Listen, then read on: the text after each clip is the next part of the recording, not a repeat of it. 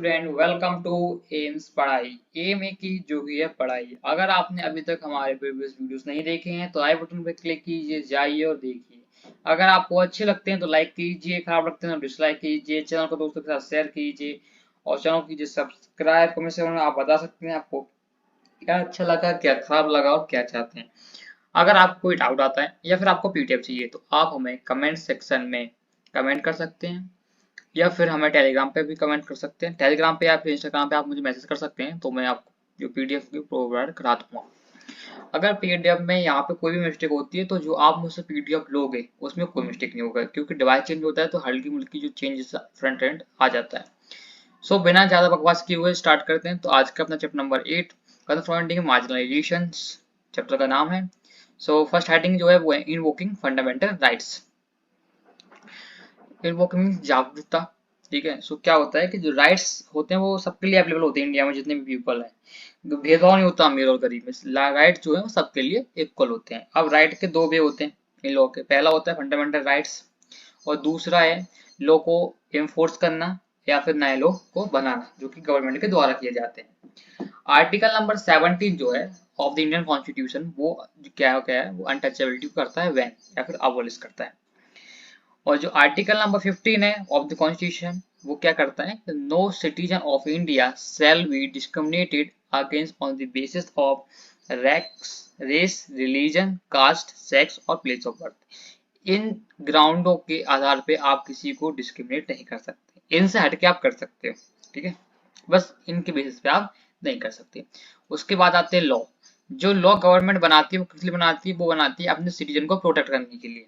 ठीक है। उसके बाद जो इनके सब हेडिंग है वो आती है promoting social justice. Social justice को प्रोमोट करना है। तो कैसे करेंगे, वो ऐसे करते हैं कि जो गवर्नमेंट है उनका एफर्ट क्या होते हैं, इम्प्लीमेंट करना। कोई भी जो लॉ बनेंगे तो उसको इम्प्लीमेंट करना।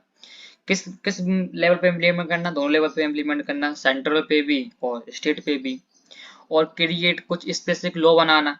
ठीक है, जिनको आप इम्प्लीमेंट कर सकते हो। जहाँ ट्रेवल एरियाज हैं, आदिवासी एरिया है, जहाँ पे हाई पॉपुलेशन है दलित की, वहाँ पे कर सकते हो।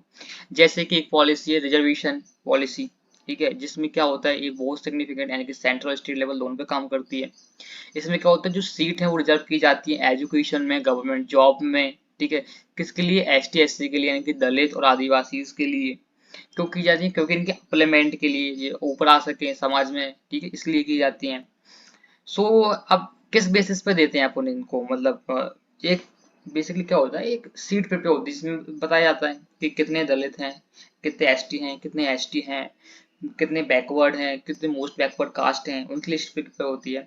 और प्लस इनको मतलब पता कैसे चलेगा कि एसटी वाला है या एससी वाला है, झूठ भी बोल देगा। हाँ, तो गवर्नमेंट क्या करती है इन लोगों को एक सर्टिफिकेट बना के देती है जिसको बोलते हैं कास्ट सर्टिफिकेट। उसमें मेंशन होता है जिसमें जैसे जनरल को रिजर्वेशन नहीं मिलता तो जनरल का कास्ट सर्टिफिकेट नहीं होता, पर जिनको रिजर्वेशन मिलता है उन सबका कास्ट जो है सर्टिफिकेट होता है, जो कि गवर्नमेंट के द्वारा उन्हें दिया जाता है कि हाँ ये सर्टिफिकेट है आपका, आप इससे रिजर्वेशन ले सकते हैं। ओके। उसके बाद करते हैं protect the rights of Dalit and Adivasi, specific law that guard against the discrimination and exploitation of margin community. अब कुछ राइट्स दिए गए जिसके बेसिस पे डिस्क्रिमिनेशन को प्रोटेक्ट किया जाता है, देखिए डिस्क्रिमिनेशन के अगेंस्ट है। जैसे कि हमें पढ़ सकते हैं आर्टिकल नंबर 15 में बताया गया है। ठीक है, कि आप डिस्क्रिमिनेशन नहीं कर सकते ग्राउंड के लेवल पे। ठीक है, वो ग्राउंड क्या है आप मुझे कमेंट सेक्शन में बता सकते हैं। उसके बाद शेड्यूल कास्ट ने और शेड्यूल ट्राइब ने जो उनका एक्ट आया था, एक्ट 1989, जिसमें इनकी डिमांड क्या थी, इनकी डिमांड थी, सीधी डिमांड थी गवर्नमेंट को कि जो हमारे साथ गलत व्यवहार हो रहा है यानी कि इल ट्रीटमेंट हो रहा है, जो हमारी बेइज्जती की जा रही है, उसको आप सीरियसली लें। ये इनकी डिमांड थी। ठीक है, अब जब इनका जो एक्ट बना, इस एक्ट में जो कि एक क्राइम के लेवल थे वो कौन कौन से थे, एक तो था मोड ऑफ ह्यूमिलिएशन, दूसरा था action that disposes Dalit and Adivasi, और थर्ड था crime against Dalit and tribal womens. ठीक है, ये तीन थे। अब ये तीन तरह के अगर कोई भी क्राइम होता है इनमें से तो जो एक्ट है वो लग जाएगा। कौन सा एक्ट लग जाएगा, एक्ट लगेगा 1989। ठीक है, उसके बाद बात करते हैं आदिवासी डिमांड। ठीक है, और एक्ट 1989 के बारे में। तो क्या थी इनका, इनको डिफेंड करना था, क्योंकि जो इनका जो जंगल था, आदिवासी मिलकर जंगल में रहते थे। ठीक है, अब क्या हुई, नई पॉलिसी आई, ठीक है, फॉरेस्ट के बारे में नई पॉलिसी आई और इंडस्ट्रीज आ रही हैं, माइनिंग हो रही है, नेचुरल रिसोर्स निकल रहे हैं, तो क्या हो रहे हैं, तो इनको डिस्प्लेसमेंट कर रहे हैं, ठीक है, इनको भगा रहे हैं यहाँ के। तो भाई ये बोल रहे हैं कि जो हमारा राइट था, ठीक है, जो जंगल तो हमारा ही था, तुम हमसे छीन रहे हो, तो जो हमारा पुराना अधिकार है, हमारा जंगल, वो हमें वापस दे दो, ठीक है। तो ये आदिवासी की डिमांड थी। सो चैप्टर में इतना ही था।